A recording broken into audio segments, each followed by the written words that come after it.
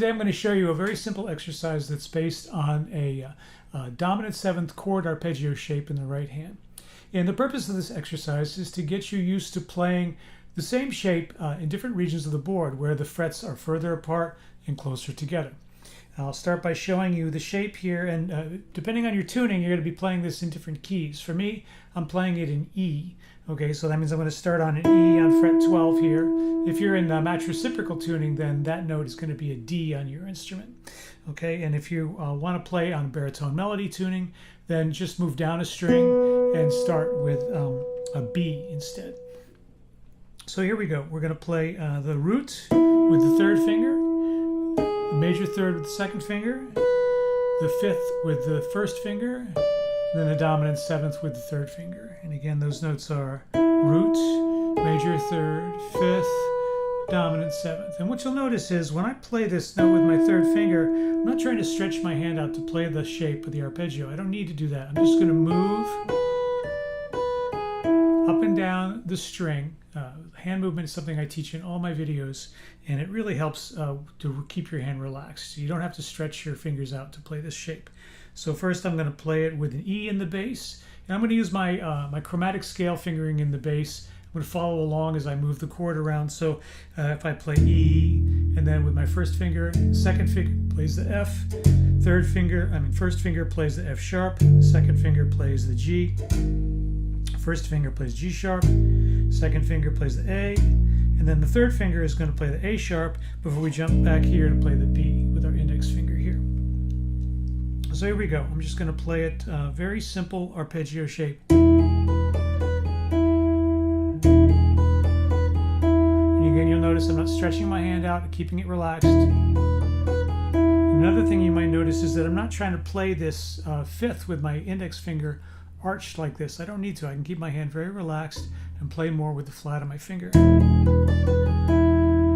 move up to the F, F sharp, G, G sharp, A sharp, B, C, C sharp, D, D sharp, and E. And what you'll notice is, because the instrument doesn't have a body on it, it's very easy to play exactly the same movement, the same shape, all the way up and down the fretboard. This is one of the things I really like about the sticks design. If we had a body here, we'd have to move our thumb out and play a very different technique when we got up to these higher frets. So in this case, the bodiless design gives us really easy access to the notes. Another thing that really helps too, if you have a more recent vintage stick, is the way that the fret rails are shaped. I have a lot more room for my fingertips, and when I play up really high on the fretboard. And that also to me is a big plus. Okay, so let me move through that again. I'm going to start down here, and I'm just going to play it in a sequence like this. Oops, sorry, I better start on the right note.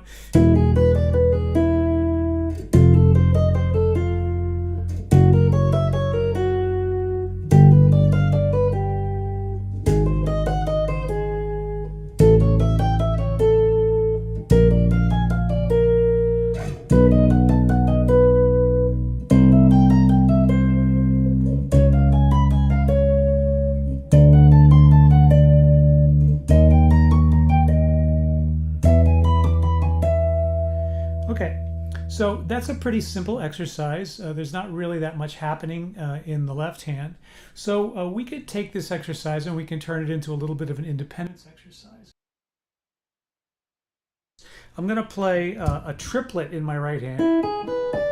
1, 2, 3, 1, 2, 3, 1, 2, 3, 1, 2, 3. So I can just go do do do do do do. Like that. And in my left hand, I'm going to play eighth notes.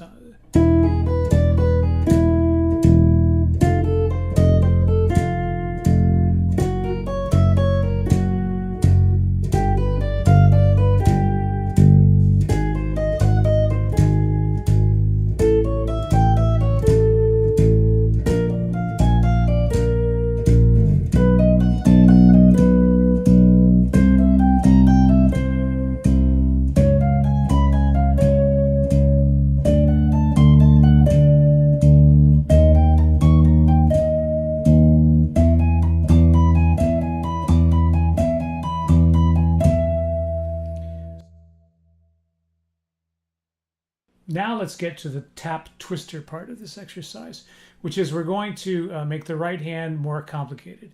We're going to add a repeat of the bottom note. And so the first time we play the note, we're going to play it with the first finger. And then we're going to play it with the third finger, because then we're going to step up through the arpeggio. So it goes 1, 3, 2, 2, 2, 2, 1, 3, 2.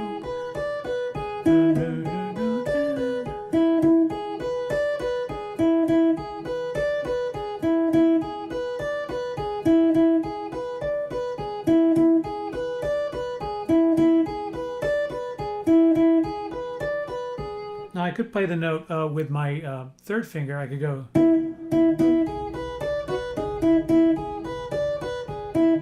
But that's not going to sound good. I want to have more of the same articulation.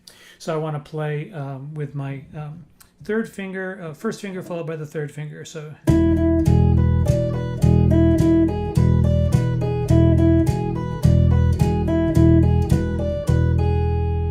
Now the next one, when I get down to the bottom, I'm going to go.